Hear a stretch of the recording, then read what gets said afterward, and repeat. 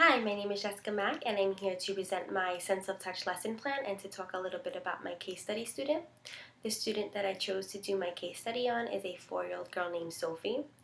Sophie is diagnosed with spastic cerebral palsy and was born with this disorder due to complications at birth.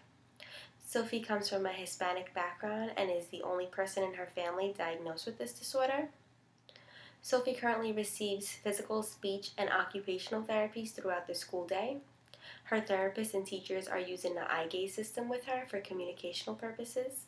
The eye gaze system is an adaptive piece of equipment where your eyes are used as a tracking device to access different things on a handheld computer. The system follows the direction of your eyes with accuracy in order to pick up what you're looking at. Sophie has mastered using this device and is able to communicate with her teachers and therapists and work on her IEP goals throughout the school day by using this device. Sophie is able to bring her eye gaze system to and from school, and she uses this device during circle time and many other different activities and lessons in the classroom.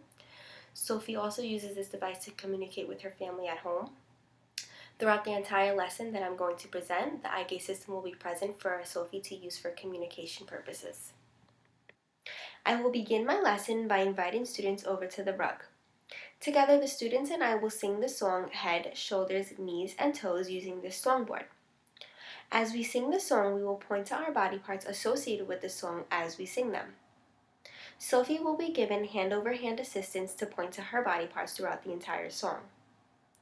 After we sing the song, I will review the sense of sight, the sense of hearing, the sense of taste, and the sense of smell. I will tell students that we use our eyes to see, and I will ask them to name some things they can see using their eyes. I will tell students that we use our ears to hear, and I will ask students to name some things they can hear using their ears. I will tell students that we use our mouth to taste, and I will ask students to name some things they can taste using their mouth. I will tell students that we use our nose to smell, and I will ask students to name some things they can smell using their nose. Sophie will use her eye gaze system to answer all of these questions. I will then introduce the sense of touch. I will show students a picture of a hand, and I will tell students we use our hands and fingers to touch. I will give different examples of things we can touch using our hands and fingers. For example, we can touch a piece of cardboard, we can touch a rock, we can touch a blanket, and we can touch a piece of cotton. I will ask students to name some other things that we can touch using our hands and fingers. I will then explain to students that different objects have different textures. Texture means the way something feels. I will then begin to read the book My 5 Senses by Alakai. I will then begin a small group activity. I will break students up into groups of 6, and I will present students with 4 different containers with objects that consist of different textures. Each container will be labeled with a picture and a name of the object inside. The 4 containers will contain sand, cotton, ribbon, and a rock. I will explain to students that the words rough, soft, smooth, and hard are words to describe different textures. I will tell students that texture is the way something feels. I will instruct all the students to touch the sand. I will explain to students the sand feels rough. I will instruct students to touch the cotton.